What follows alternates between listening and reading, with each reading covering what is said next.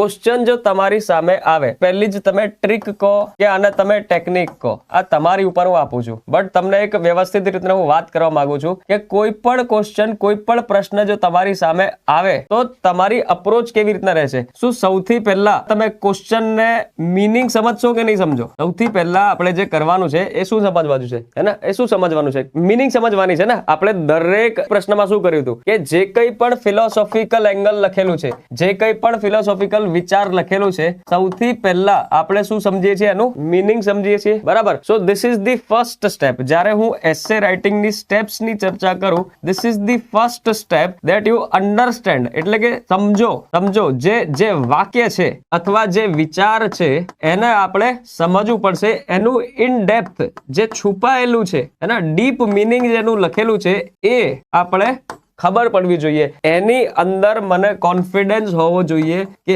હું જે સમજું છું એ 100% સાચું છે.